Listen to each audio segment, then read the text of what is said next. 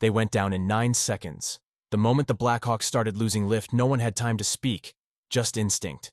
Harnesses tightened, the pilot yelled something, then the world flipped upside down. The impact hit like the end of time, metal screaming, glass exploding, bodies thrown like weightless paper. Then came the silence. Not peaceful. Dead. Thick.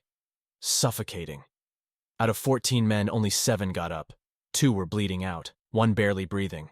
The jungle wrapped around them like a trap, thick with smoke and gunpowder. The comms were dead. The beacon was weak. Coordinates, uncertain. Reinforcements could come in 30 minutes. Or never. They had 6 rifles, a half box of ammo, no cover, no advantage. Just fear, adrenaline, and the knowledge that someone out there had already heard the crash. And then the hunt began. The Blackhawk flew low, hugging the contours of the jungle below, its rotors slicing through thick, humid air. Inside the cabin, 14 soldiers sat in silence, strapped tight into their harnesses, weapons cradled close, boots planted firmly on the floor. The noise of the engine was a constant roar, comforting in its rhythm, masking the quiet tension that always came before contact. The light inside flickered from the instrument panel. The mission was standard: insertion near a cleared zone, recon, and secure. But every soldier knew the truth. No zone was ever truly clear. The jungle outside was a shifting sea of green, endless and unblinking.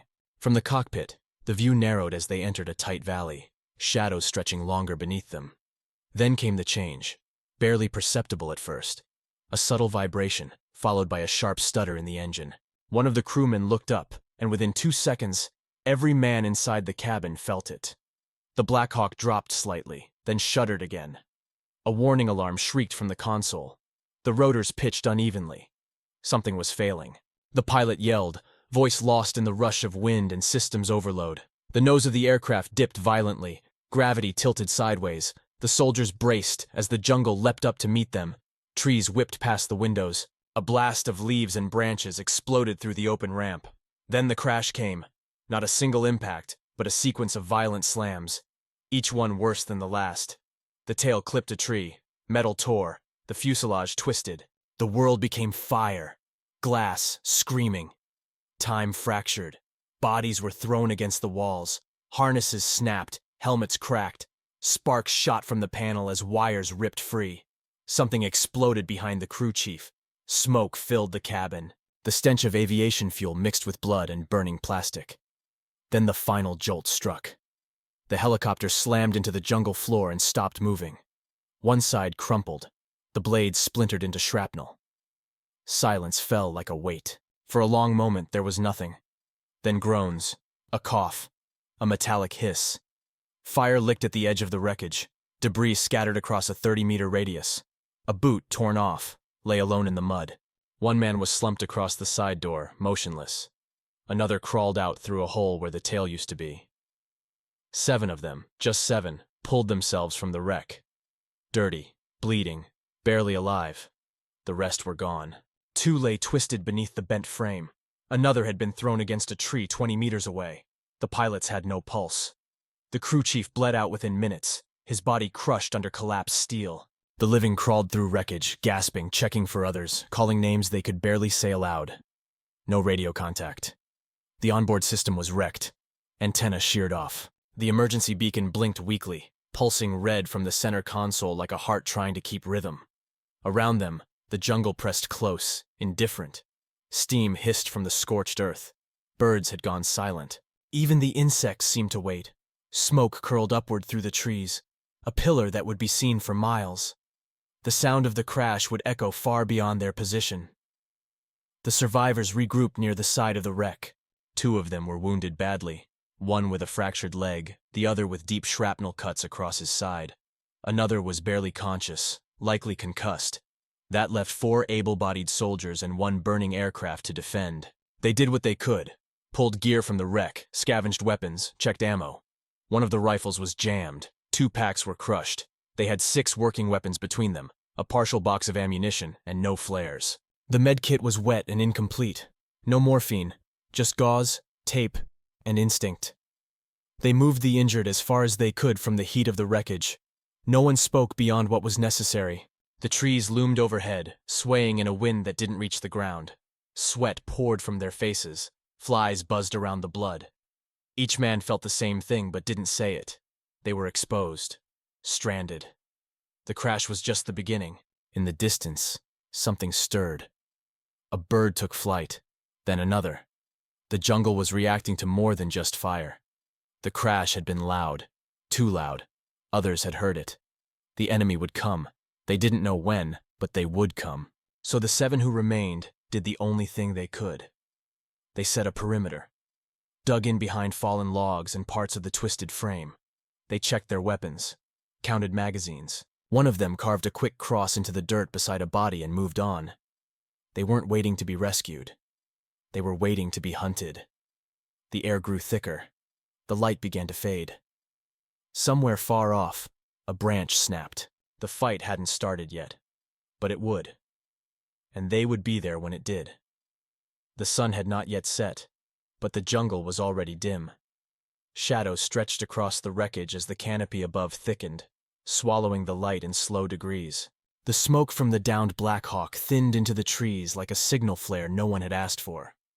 The 7 survivors remained low, scattered in defensive positions around the crash site, their backs to metal, their eyes locked on the trees. They heard the first movement as a whisper, a faint disturbance in the leaves, a shuffling too deliberate to be wind. No birds sang now. No insects hummed. Nature had gone quiet, watching, listening. Every man on the perimeter felt it. They weren't alone anymore. It began with a flash of motion to the east, followed by the dry crack of a rifle. A round slapped into the twisted frame of the Black Hawk, sending a metallic ring through the air. Another shot followed, then a burst. The soldiers returned fire instinctively, disciplined, short bursts into the foliage. Muzzle flashes bloomed in the shadows, brief and scattered. The enemy was moving, circling. They weren't charging, they were probing. Reyes, the team's radio operator, fired from behind a fallen log. He counted 6 muzzle flashes from the ridge, then 3 more from their flank. The enemy was spread out, attacking from distance, forcing them to waste ammo. He shifted to his left, eyes scanning the tree line for movement, heat rising in his chest with every passing second. He kept his breath steady. Panic was for later. Someone shouted from the rear position. Another burst of automatic fire followed. The jungle erupted with gunfire, not in waves but in flickers. Short, calculated bursts from the tree line. These weren't wild insurgents. They were disciplined, communicating through whistles and hand signals, never exposing themselves for more than a second. The wounded were huddled behind the wreck, barely conscious. Ortega tried to move one of them, dragging the man by the straps of his vest into deeper cover. Blood marked the trail behind him. The jungle drank it without ceremony. Maynard, positioned near the broken tail rotor, called out positions while reloading. His rifle was down to 2 magazines. Another soldier handed him one from his vest. They were already rationing. No one said it, but every round fired was a dead against time they didn't have. An enemy grenade landed 10 meters from the left flank, rolled in the wet leaves, and popped without a full detonation. The shrapnel was minimal, but the message was clear. They were testing how close they could get. The perimeter held, but barely. Their cover was deteriorating with every shot. Bark stripped from trees, metal warped from impacts. The wreckage that had saved them was becoming a coffin. Reyes crawled toward the beacon unit, still pulsing its slow red blink. He checked the signal strength. Weak, but active. No response. No confirmation. He turned back to his position, barely avoiding a burst that shredded the leaves above his head. Dirt sprayed his face. He rolled, brought up his rifle, fired twice. Nothing. The firefight lasted 23 minutes, though it felt like hours. Then suddenly, it stopped. Just silence. No rustling, no shots. Only the low hum of insects beginning to return, cautiously. The jungle exhaled. But no one relaxed. The enemy was pulling back, not retreating, regrouping, planning. The 7 soldiers scanned their surroundings, fingers still on triggers, breath held in long, strained intervals. Their ears searched the air for anything. Footsteps, commands, the click of safety catches. One of the soldiers, Delgado, moved to reposition. A single shot cracked through the silence. He dropped instantly, clutching his side, blood pouring through his fingers. Reyes and Maynard dragged him back, firing blindly toward the source. No target, just shadows. They applied pressure, wrapped him in gauze, tied it off with trembling hands. He screamed once, then bit down on his glove. The jungle watched. Night crept in quickly after that. With the fading light came new complications. Visibility dropped, mosquitoes thickened, the sweat on their bodies turned cold, every breath turned into mist. They didn't dare light anything. Even the emergency chem lights remained in their packs. Illumination meant exposure. Exposure meant death. The team leader, Corporal Vega, adjusted the perimeter, pushing the outermost defenders tighter to the wreck. They would have no reinforcements for hours, if at all. The radio was still dead beyond line of sight. Their last known position had changed the second the rotors failed. They were invisible to command, and far too visible to the enemy. In the dark, the men rested in turns, one eye open, rifles ready, fingers twitching in their gloves. The silence was unbearable. It wasn't peace. It was stalking. At some point past midnight, they heard voices. Not English. Not Spanish. Local dialects whispered but sharp, like blades in the dark. The enemy had returned, closer this time. They were testing the edges, moving like phantoms through the trees, using the darkness as cover. Reyes pressed his cheek into the dirt, peering through a break in the log in front of him. He thought he saw movement, just a flicker of shadow. He didn't fire. Too risky. Too unclear. Every bullet now mattered more than food or water. Their breath was the only sound left. The first contact was over, but what remained wasn't quiet. It was waiting. The jungle pressed in on all sides. As the hours dragged on into a second day, the world beyond the crash site became smaller, tighter, more suffocating. The heat returned with the dawn, soaking every piece of clothing, fogging every lens. But it wasn't the weather that bore down on them. It was the feeling of being closed in. Like the trees themselves were leaning forward to watch the last moments of the 7 stranded soldiers who refused to fall quietly. There was no sound of helicopters, no sign of friendly boots, just the low rhythm of the jungle and the unspoken truth that they were being circled. Not rushed, not overrun, studied, pinned. Like prey, Reyes moved between positions with his rifle low, checking the outer defenses, though there were no real defenses left. Just bits of broken rotor casing, branches, and loose dirt arranged to slow the inevitable. Each step was slower than the last. His legs ached, his mouth was dry, his lips cracked. He hadn't slept more than 20 minutes in the past 24 hours. Delgado was barely holding on. The makeshift bandage around his side was soaked through with blood. The color of his skin had turned to pale ash, his breathing shallow and wet. Ortega did what he could, applying pressure again and again, whispering encouragement no one else could hear. They all knew. Delgado was fading, but saying it out loud made it real, and real was something they weren't ready to face. Vega, the corporal, had drawn a makeshift perimeter in the dirt the night before, a rough semicircle covering the southern approach, narrowed at the rear where the terrain dropped into a steep ravine. They placed most of their limited ammunition along that arc, watching the front, listening to the patterns of the jungle. The problem wasn't where the enemy would come from, it was where they wouldn't. By late morning, the second contact began, not with shots, but with a noise. Distant tapping, wood against wood, then metallic clicks, communication, signals, coordinated movement. They weren't alone. They were being surrounded. A burst of gunfire came from the eastern tree line, then another from the west. Short, controlled, not intended to kill, but to force reaction. Vega held them in place. Do not waste ammo. The enemy was tightening the noose. Shots began to land closer. Dust kicked up near Vega's feet. A tree beside Reyes exploded into splinters. One of the younger soldiers, Moreno, panicked and returned fire too soon. His shots cracked into the trees, hitting nothing. Vega grabbed him, steadied him, pulled him behind cover. No more chances. The enemy advanced in small groups, 2 or 3 at a time, pushing into the underbrush, then vanishing again. Shadows without names. They never fired blindly. Every shot had purpose. They were trying to find weaknesses, and the perimeter was full of them. Delgado stopped breathing just after noon. Ortega tried to resuscitate him, thumping his chest, shaking his shoulders. Nothing. His eyes had already gone. Vega watched for a moment, then gave a slow nod. Ortega covered the body with a piece of torn tarp and placed Delgado's rifle beside him. No ceremony, no time, just a silent goodbye that none of them had the words for. The men began rationing ammo more aggressively. Each man had roughly 1.5 magazines left. Some less. They pulled the remaining gear from the wreckage and redistributed supplies.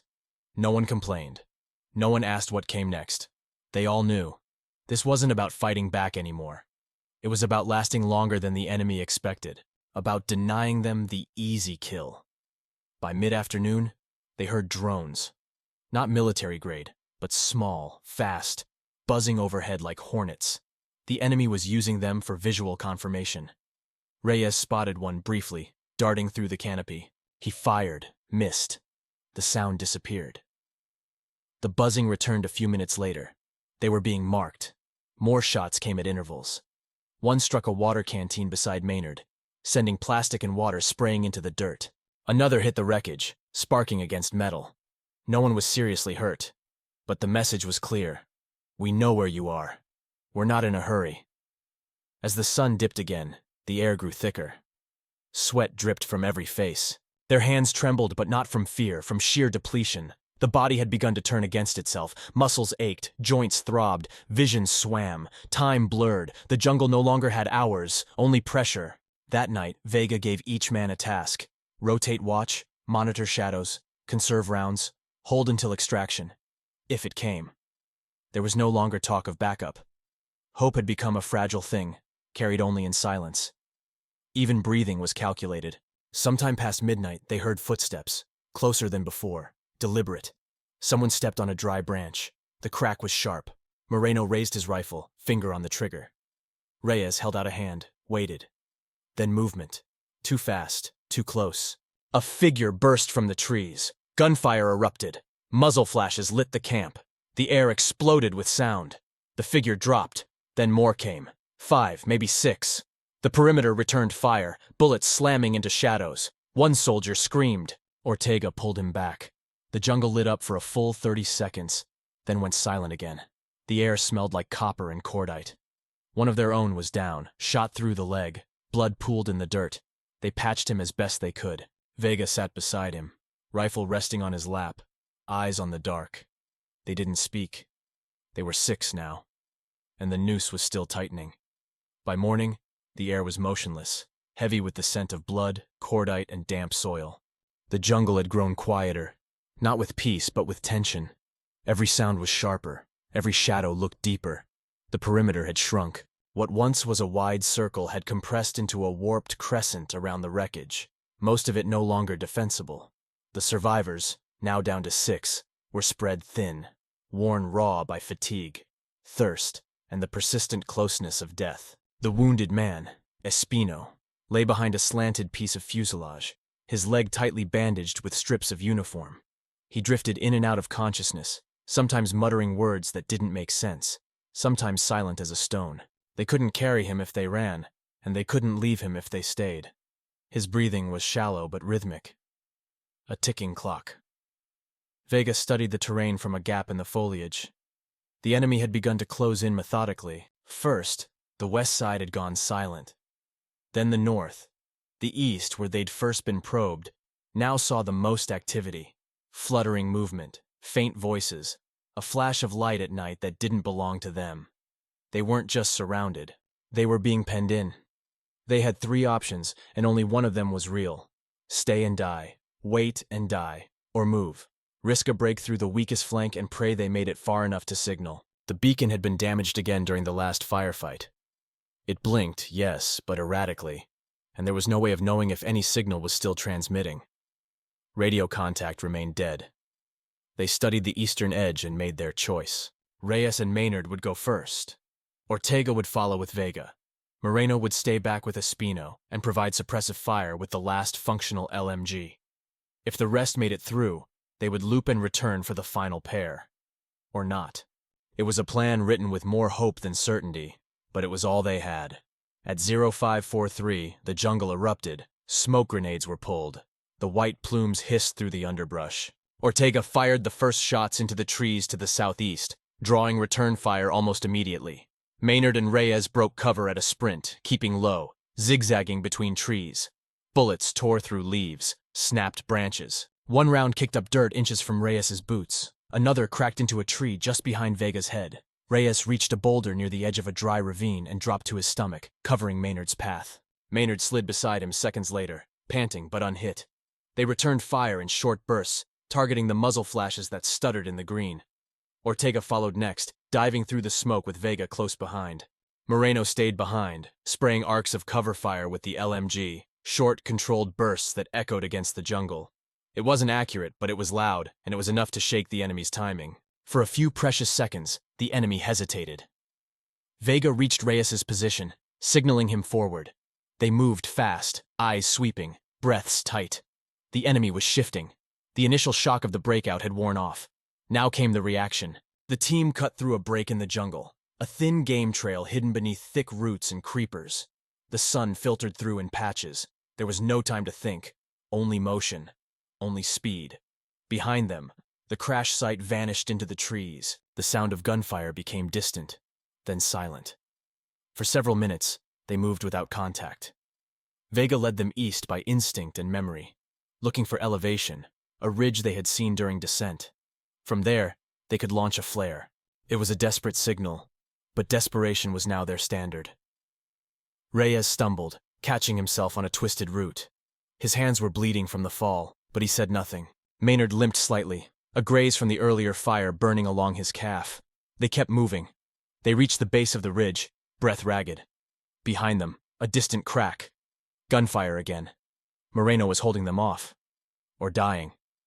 No one turned back. The climb was steep, covered in moss and loose stone. It tore at their hands and knees. They hauled themselves upward in silence, rifles slung across their backs. It took 10 minutes to reach the top. At the summit, they saw the clearing, an open patch about 50 meters down, partially exposed. A perfect LZ. Vega pulled the last flare from his vest. A bright orange canister. He struck it. The flame burst into the sky like a scream. A line of orange-red smoke coiled upward through the canopy into the gray-blue sky. They waited. Minutes passed. The smoke drifted lazily. Then, sound. Faint, low. A thrum. Not natural. Rotor blades. Reyes blinked. It was real. A chopper. Not far. They turned back. Ortega dropped to his knees and began assembling a bright signal panel from scraps of tarp and yellow cloth. Vega reached for the radio. Static. Then a blip. Faint, but there. Someone was on the other end. Maynard raised his rifle and fired 3 shots into the air. A reply came. Closer this time. A second burst of rotor wash hit the trees. They had broken out, but the price had not yet been counted. Back in the trees behind them, the fight still raged. Moreno was still somewhere at the crash site. Or dead. Espino, wounded and still breathing, lay in the dirt, alone, or covered by enemies. Vega stared into the jungle, the direction they had come from. His fists clenched. They weren't safe yet, but they were through. The sound of rotor blades grew louder, slicing through the thick jungle air like an approaching storm. The trees trembled beneath the downwash, their branches swaying as the wind from the incoming aircraft scattered leaves and dust into spiraling clouds. The survivors remained low on the ridge, hands over their heads, bracing against the force. Orange smoke from the flare whipped in frantic patterns, coiling skyward in a beacon of urgency and hope. The helicopter emerged from the canopy like a phantom, a dark silhouette cutting through the haze. It hovered above the clearing, nose angled slightly downward. Side door open with 2 crewmen already scanning the treetops with mounted weapons. The hull was scarred, the paint dulled by time and combat. But it was there, and it was real. Reyes stood and waved with both arms, signaling location and survivors. Vega motioned to hold position. No one spoke. Their ears were filled with the overwhelming thrum of rotors, and their hearts with something closer to disbelief than relief. The bird lowered slowly, kicking up a storm of debris. Roots and sticks flew sideways. Ortega crouched over Maynard, who had collapsed from exhaustion and the growing pain in his leg. Vega moved forward with practiced control, covering the approach from the trees. There was still a possibility of contact. The enemy could have followed. But nothing came. As the wheels touched the ground, the side crewman leapt out and waved them forward. Reyes half-dragged Maynard across the last meters of brush and rock, Ortega behind him with his weapon still up, watching the jungle. Vega covered the rear. It wasn't a sprint, it was a crawl. A movement through gravity thickened by fatigue and fear, and the weight of what they'd left behind. Once aboard, they collapsed against the metal floor, their bodies limp, armor clanking as they shifted. The interior of the helicopter was filled with noise, radio chatter, crew voices, engine hum, but inside each man, there was only silence. A silence that tasted like smoke and sweat and blood. Reyes leaned back, head resting against the cold bulkhead. His hands were trembling. His mind was already sliding out of the moment. Ortega sat across from him, still clutching his rifle, eyes wide, unfocused. Vega stood near the open door, watching as the clearing shrank below them, as the jungle consumed the crash site once more. Nothing was left visible. Not the smoke, not the bodies, not the decisions they had made. The chopper banked hard and rose into the sky. In the distance, another helicopter appeared, moving on the same route, likely headed to the last known position. There was a chance Moreno and Espino could still be recovered. There was a chance, but only that. Inside the cabin, the medic began checking vitals. Maynard had passed out. Ortega's hands were raw and bleeding from the climb.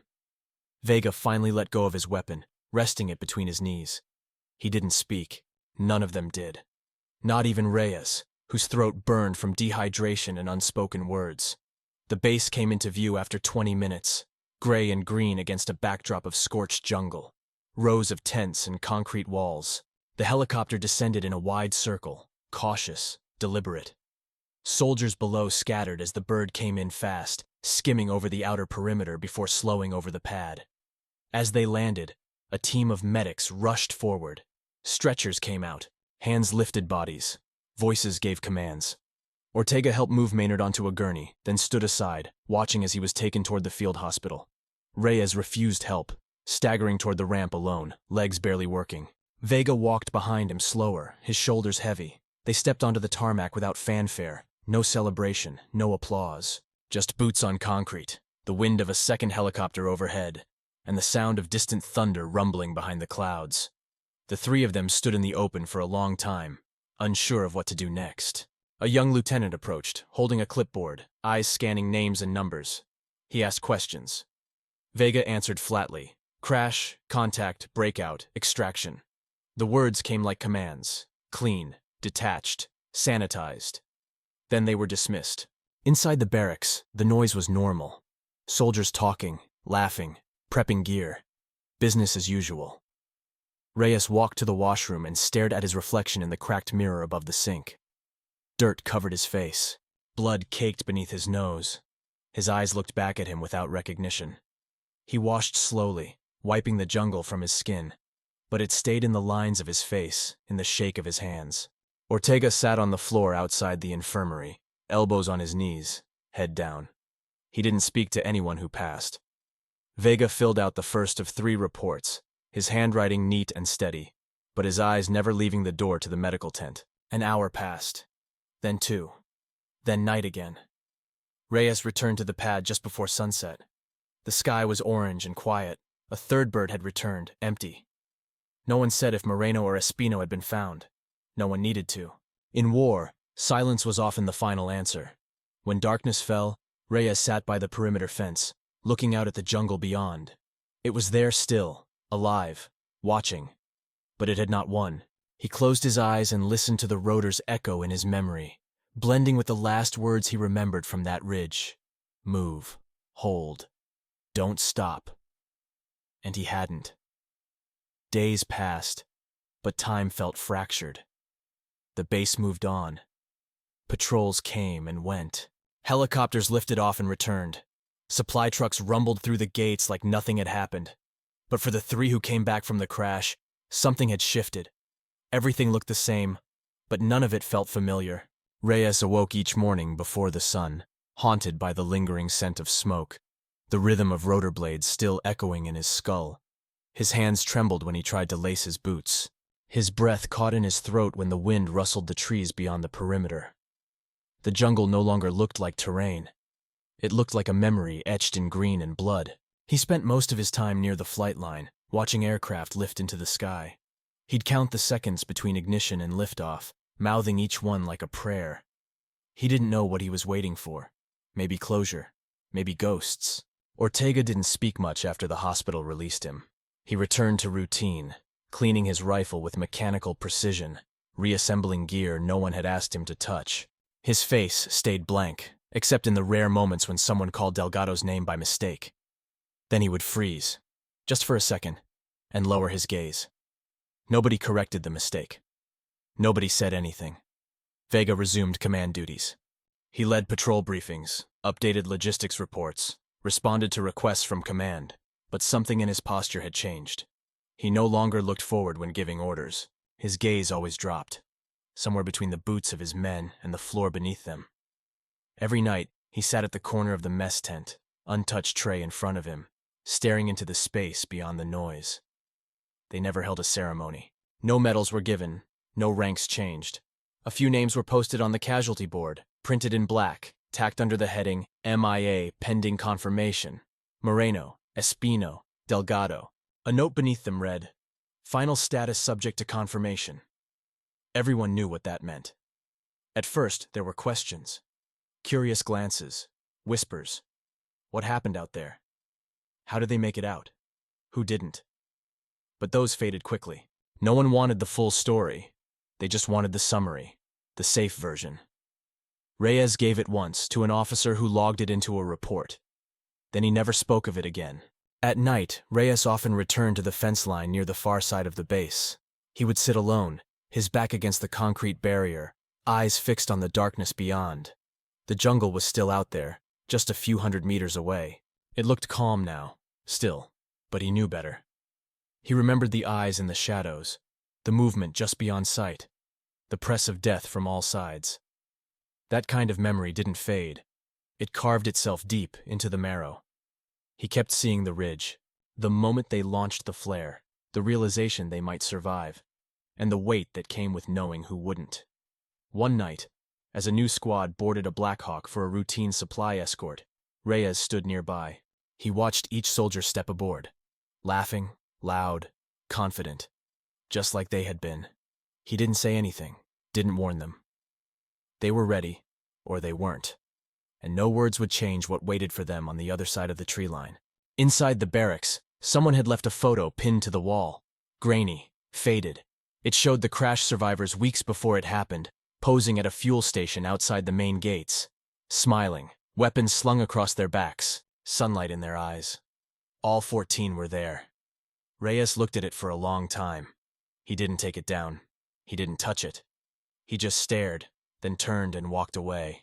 Ortega returned to the flight line after meals, volunteering to help with maintenance. He never asked to fly again. He never had to. The crew chiefs knew. He belonged near the rotors now, not in the sky, but beside it. Close enough to hear the hum, far enough not to be taken again. Vega requested reassignment quietly. His papers moved through the chain like everything else. Bureaucracy had no emotion. When it was approved, he packed with precision. Not a single item out of place. He shook no hands. He offered no farewell. He simply walked out of the barracks one morning and never came back. Weeks became months. The jungle reclaimed the crash site. No follow-up team was sent. No recovery mission authorized. The war had moved elsewhere. Other coordinates, other reports.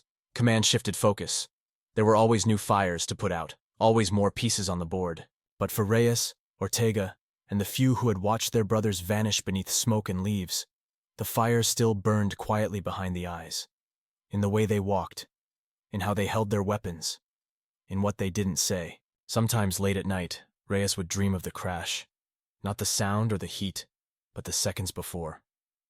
The weightless moment when everything was still airborne, when the world hadn't yet turned, and there was still time. That moment stayed with him, repeating over and over, a suspended breath, not fear, not regret, just the moment before the fall.